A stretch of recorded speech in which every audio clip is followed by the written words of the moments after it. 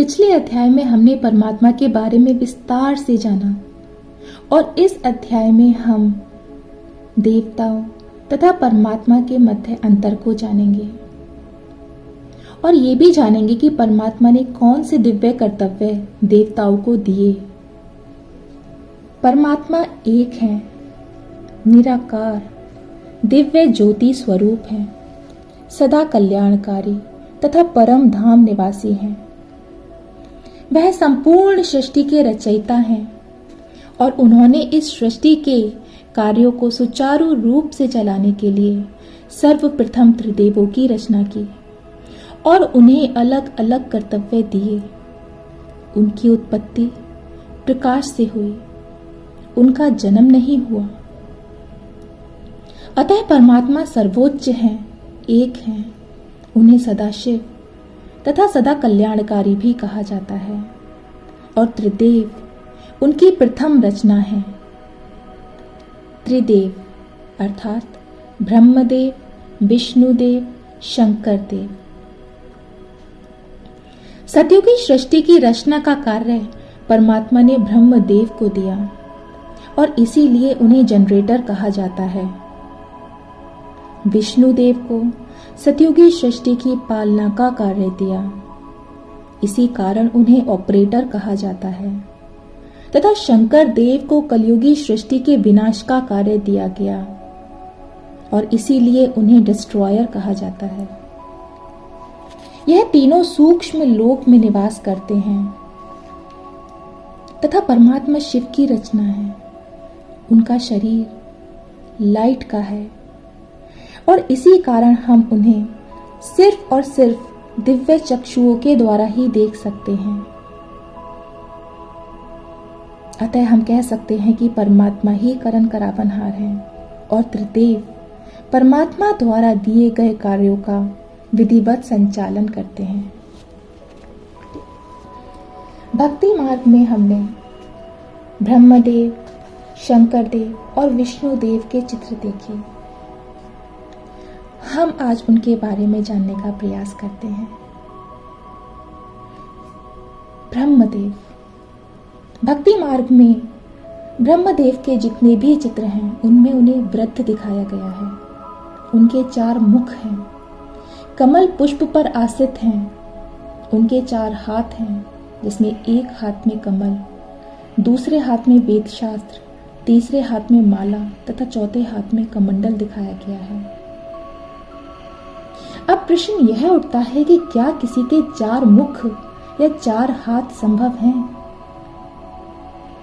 क्या हम में से किसी ने 4 मुख और 4 हाथों का वाला कोई इंसान इस धरती पर देखा है? जब किसी इंसान के ही 4 मुख और 4 हाथ संभव नहीं हैं, तो देवताओं के 4 मुख और 4 हाथ कैसे संभव हैं? इनके पीछे एक आध्यात्मिक भाव है और आज हम उसी आध्यात्मिक भाव को जानने का प्रयास करेंगे।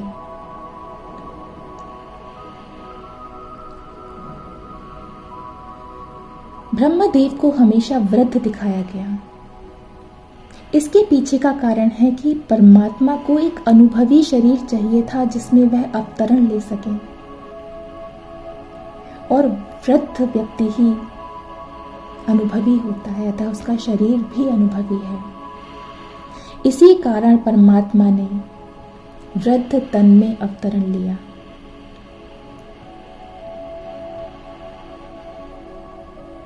उनके 4 मुख दिखाए गए, जिसका भाव है जब परमात्मा ने एक वृद्ध तन में अवतरण लिया तो उस व्यक्ति के मुख द्वारा उन्होंने ज्ञान सुनाया जो चारों दिशाओं में फैला, क्योंकि हर दिशा में एक मुख था। अर्थात चारों दिशाओं में परमात्मा के ज्ञान रूपी गंगा बही, जिसे उस शरीर की आत्मा ने भी सुना और धारण किया।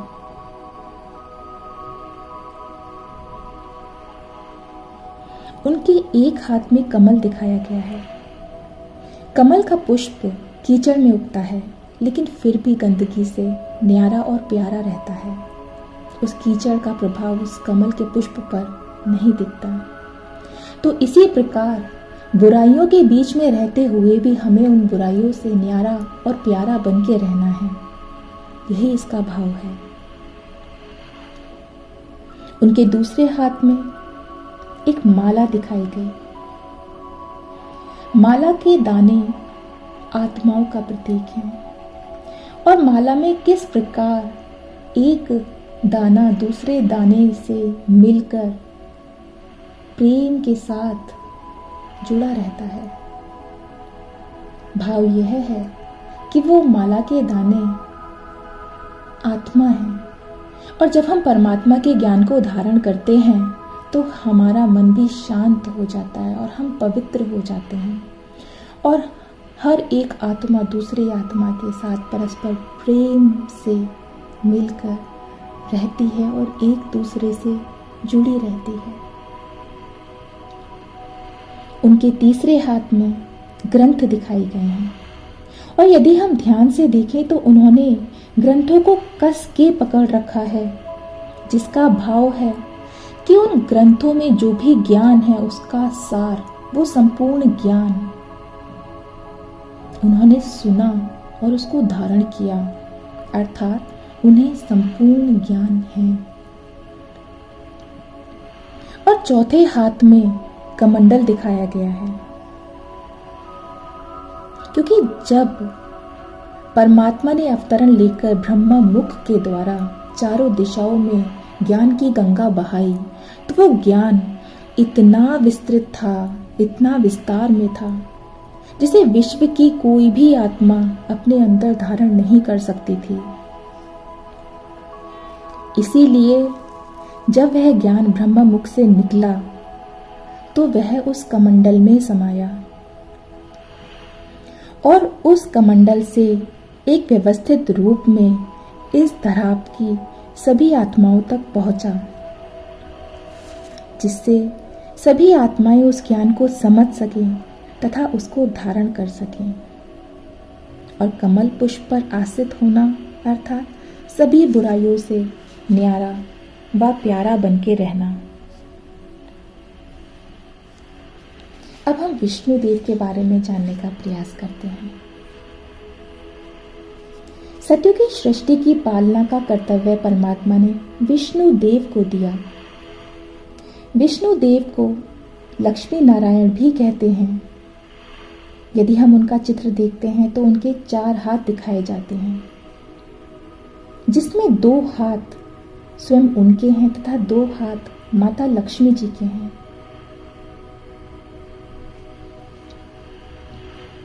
उनके एक हाथ में स्वदर्शन चक्र दिखाया गया है।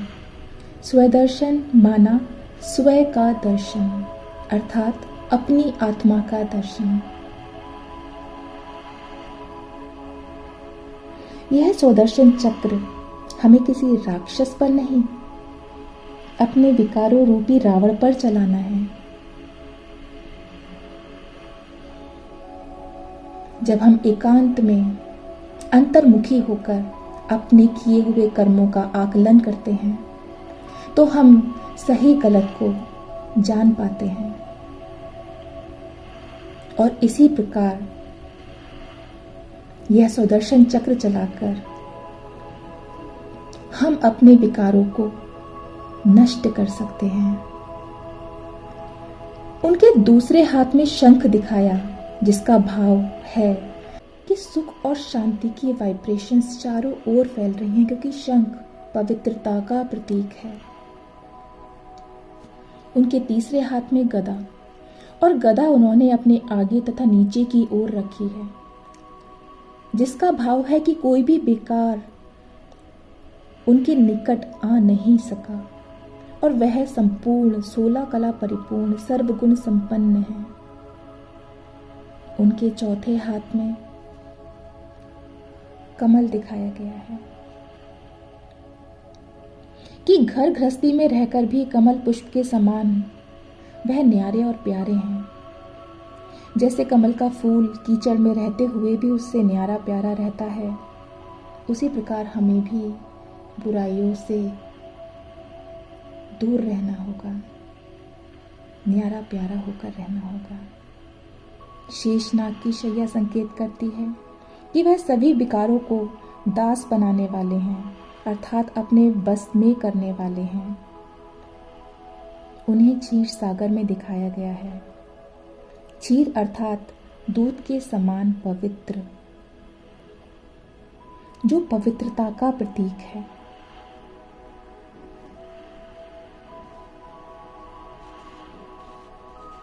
आइए अब हम शंकर देव के बारे में जानने का प्रयास करते हैं। अगर हम शंकर देव के चित्र को ध्यान से देखें तो वह भी परमात्मा शिव के ध्यान में मग्न रहने वाले आकारी देव हैं। दोनों के कार्य गुप्त हैं व साथ साथ संपन्न होने के कारण हमने शिव व शंकर को एक मान लिया। अगर हम देखें तो शंकर भी निराकार शिव की ध्यान में मग्न रहते हैं।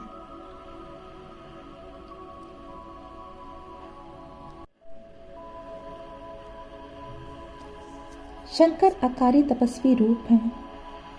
उनके केश में चंद्रमा उनकी शीतलता का प्रतीक है। उनके कंठ में सर्प, माना विकार रूपी सर्प को गले का हार बना लेना। उन्होंने सभी आत्माओं के विकारों को गले का हार बना लिया। सिर से गंगा बहने का तात्पर्य है कि बुद्धि में ज्ञान की गंगा का प्रवाह होना। उनका कब्रिस्तान में तथा भूत गणों के साथ होना वैराग्य का प्रतीक है और बाकी खाल उनकी शक्तिशाली स्थिति को दर्शाती है तथा तीसरा नेत्र उनके ज्ञान रूपी नेत्र का प्रतीक है। कलयुगी सृष्टि के विनाश का कार्य परमात्मा ने शंकर देव को दिया।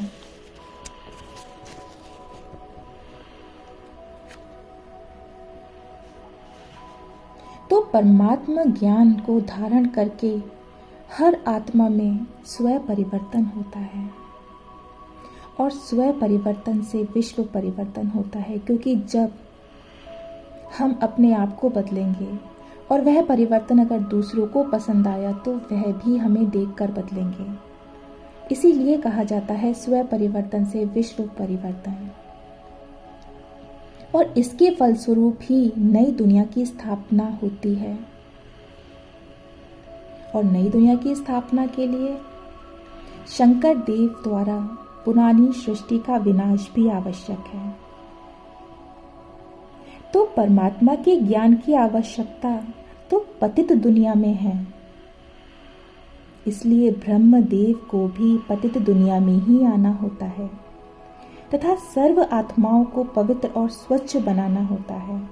तभी तो वह परम धाम जा पाएंगी और नई दुनिया की स्थापना हो पाएगी। यह दिव्य कर्म करवाने वाले निराकार परमात्मा ही हैं।